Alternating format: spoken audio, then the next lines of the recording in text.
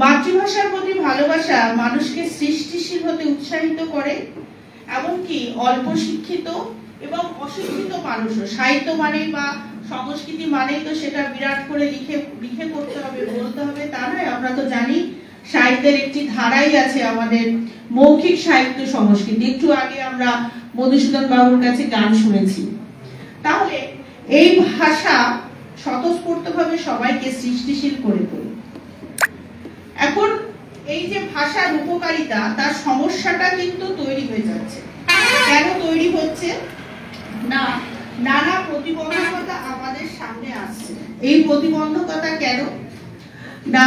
একটি শিশু যদি এমন একটি পরিবারে বেড়ে ওঠে, তার মা একটা ভাষা বলছে, বাবা একটা ভাষা বলছে, কাছের জনেরা হয়তো আর একটা অন্য ভাষা বলছে, এই সমস্যাগুলো আজকালকার দিনে আসছে। কারণ বহু ভাষাভাষীর মধ্যে আজকাল বিবাহ হচ্ছে। তাই কোনটা তার মাতৃভাষা শিশু বাড়িতেই বুঝতে পারছে না। এরপরে শিশু যখন বাইরে যাচ্ছে, তখন তো সে আরেকটা অন্য ভাষা শুনছে, এবং যাকে আমরা বলি যে সে কনফিউজ হয়ে যাচ্ছে। আমি নিজেই বলি, আমি নিজেই হিন্দি বলায় আমার শৈশব কেটেছিল। আমি কথা বলেছিলাম অনেক পরে, তখন তো আমার মা বাবারাও তো বুঝতো না। আমার ভাইপো কর্ণাটকে থাকে, সেও কথা বলেছে অনেক পরে।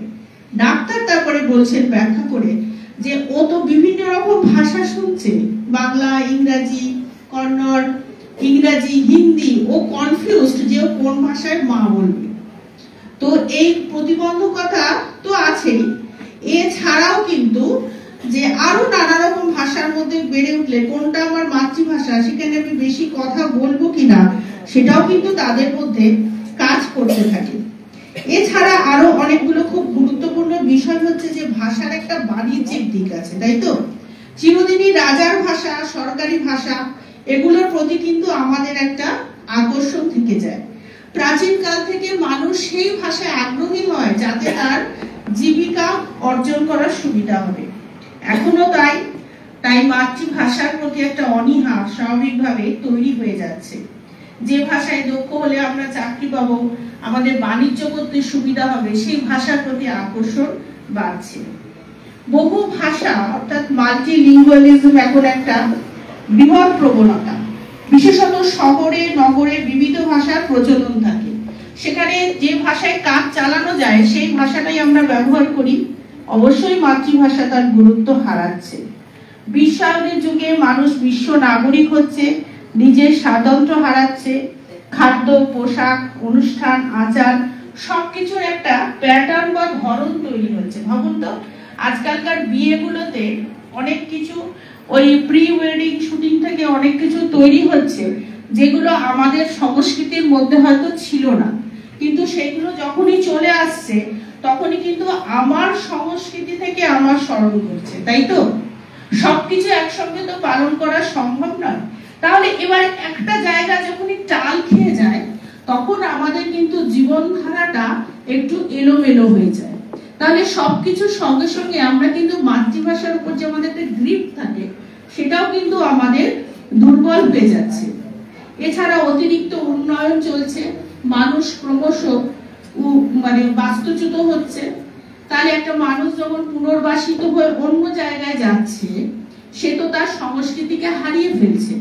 একটি বিখ্যাত উপন্যাস আছে মহানদী, সেখানে ওই গন্ডদের কথাটা আমি আরেকবারও একটু বলবো, যদি আপনাদের বোরিং না লাগে। এই গন্ড উপজাতির মানুষ যখন মহানদীর উপর ব্রিজ তৈরি হয়েছে উড়িষ্যাতে, বা অনেক জায়গাতে তাকে বেঁধে ফেলা হচ্ছে, তখন তারা উচ্ছিন্ন হয়েছে। এবার হীরাকুদ বাঁধ, আপনারা নাম শুনেছেন, বিখ্যাত বাঁধ। এবার এই মানুষদেরকে নদীর পাড় থেকে উচ্ছিন্ন করে কোথায় নিয়ে যাওয়া হচ্ছে?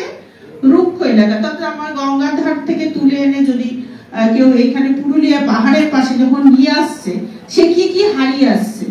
সে তার নরম মাটি হারাচ্ছে, সে তার গ্রামের দেবতা হারাচ্ছে, সে তার আচার অনুষ্ঠান হারিয়ে ফেলছে, এবং বহু কয়েক দশক অতিক্রম হয়ে তাদের কিন্তু অন্ন, বস্ত্র, আশ্রয়ের সমস্যা নেই, কিন্তু ওই যে পুরাতন জীবনকে হারিয়েছে সেই কথা বললে তারা সবাই একত্রে আস্তে আস্তে আস্তে আস্তে কাঁদতে থাকে। অর্থাৎ এ হচ্ছে তার গ্রাম সংস্কৃতিকে হারিয়ে ফেলার কান্না, গ্রাম দেবতাকে হারিয়ে ফেলার কান্না। তাহলে এইভাবে মানুষ উচ্ছিন্ন হলে সবকিছুকেই হারিয়ে ফেলতে হয়। আরো অনেক কারণ আছে, আমি খুব ওপর ওপর কয়েকটা কথা বললাম। আমরা জানি ইউনেস্কো, ইউনাইটেড নেশনস এরা এন্ডেঞ্জার্ড ল্যাঙ্গুয়েজ নিয়ে অনেক কথা বলছে, সেগুলো রাখতে হবে। আমাদের বিশ্ববিদ্যালয়ে বসে আছেন প্রফেসর অপূর্ব সাহা, তিনি এই বিষয়টি নিয়ে কাজ করেন, আরো বেশি করে বলতে পারবেন। এখন এইগুলোকে প্রতিরোধের চেষ্টা চলছে। এখন আমরা কি তাহলে শুধু ওই আমরা বিপন্ন বলে বসে থাকবো না, আমরা সেই বিপন্নতা থেকে মুক্তি পাওয়ার আমরা চেষ্টা করব? অবশ্যই চেষ্টা করতে হবে। তাহলে আমরা কি করতে পারি? প্রথম চেষ্টা করতে হবে যে শিশু জন্মাচ্ছে, সে শিখছে, তার যাতে মাতৃভাষার প্রতি আগ্রহ থাকে, আমরা বাড়িতেই সেই পরিবেশটা যদি সবাই মিলে তৈরি করি তাহলে পরে খুব ভালো হয়। আর কি, মাতৃভাষাকে বাঁচিয়ে রাখতে গেলে অনেকের সঙ্গে তো প্রতিদ্বন্দ্বিতায় নামতে হবে। পাঠ্যপুস্তক খুব বেশি করে লিখতে হবে, পড়ার বইটা যেন হাতের কাছে পাওয়া যায়, শুধু একটু প্রাইমারি লেভেলের পড়া নয়। আমি এই বিষয়টাকে আরো বেশি করে জানতে চাই, নিজের ভাষায় ভালো করে জানতে চাই। তাহলে যেটা কুড়মালির সিলেবাস তৈরি করতে গিয়ে প্রথমে আমাদের একটু অসুবিধা হচ্ছিল যে আমরা বই পাচ্ছিলাম না, কিন্তু যেই আমরা শুরু করলাম, আমরা দেখছি পরের মিটিংটা যখন করছি 6 মাস পরে, তখন কিন্তু কিছু বই বাজারে চলে এসেছে। এবং আমরা একটা ওয়ার্কশপ করলাম, 3 দিনের ছিল না 7 দিনের ছিল ওয়ার্কশপটা। সেই ওয়ার্কশপের 3 দিনের ওয়ার্কশপের যে আউটপুট, সেটাতে আমরা প্রচুর প্রবন্ধ পেয়ে গেলাম কুড়মালি ভাষাকে নিয়ে, তার সাহিত্যকে নিয়ে লেখা। সুতরাং এই